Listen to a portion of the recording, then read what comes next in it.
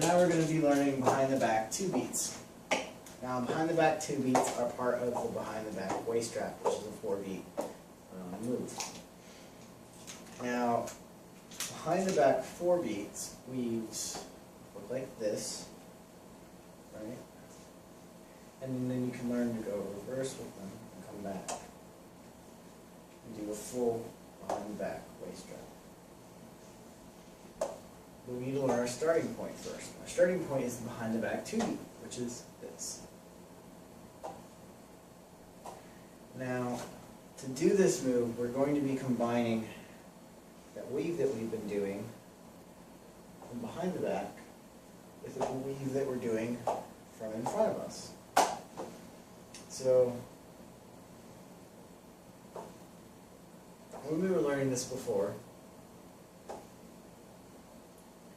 we had an arm over here doing this, and we were doing our full body crosser, right? Well, as you take your full body crosser, right, and you have the one that's behind your back stay behind your back. So my left one's behind my back right now. And I come and do a 2 beat, a watermill, right? This move. And next to it, they will sync up into this 2 beat weave. So, to start this, you start with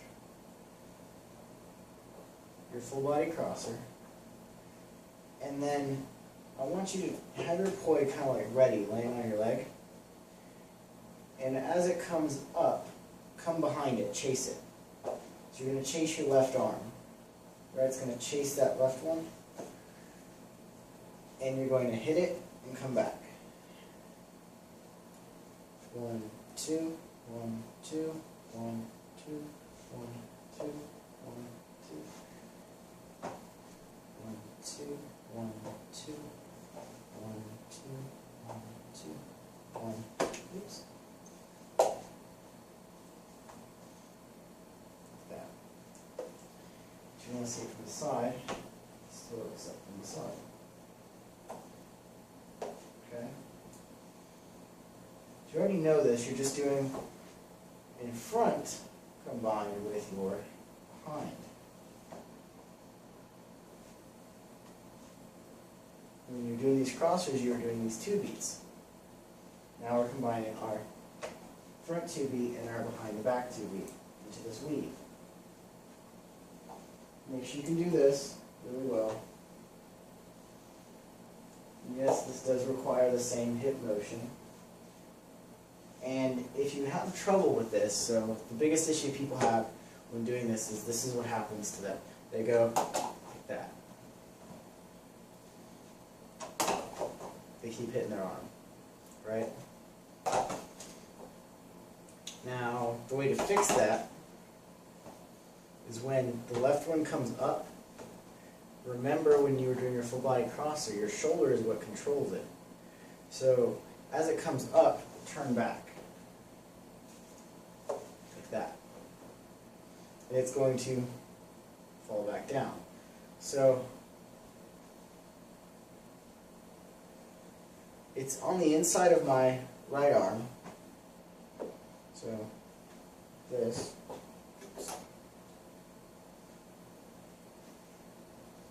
But see how I'm turning my waist to compensate?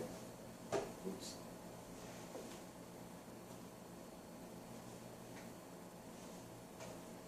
And my shoulder is what's controlling this.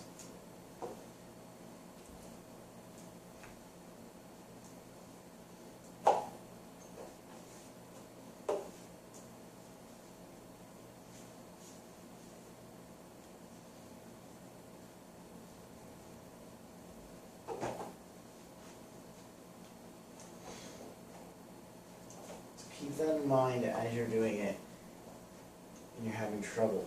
The more that you don't move your shoulder, the more you're going to hit yourself. So try to get it to where you can get it to come back over with the other arm. Just kind of swaying here, that turning motion. And the people who are having trouble with their right arm, not knowing what to do with it, they keep hitting themselves or get caught underneath their legs. This motion is kind of weird. You're doing your watermills, which you used to be doing with your wrist pointing straight out, right? In this move, you're doing your watermills with your wrist pointed inside. So my wrist is pointing this direction and this direction. See how I can kind of bring it up?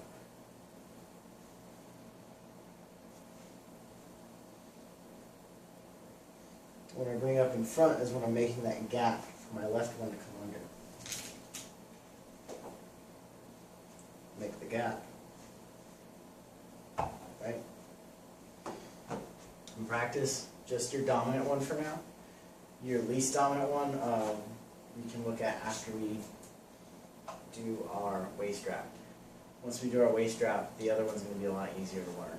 So we will learn the waist wrap in the next one.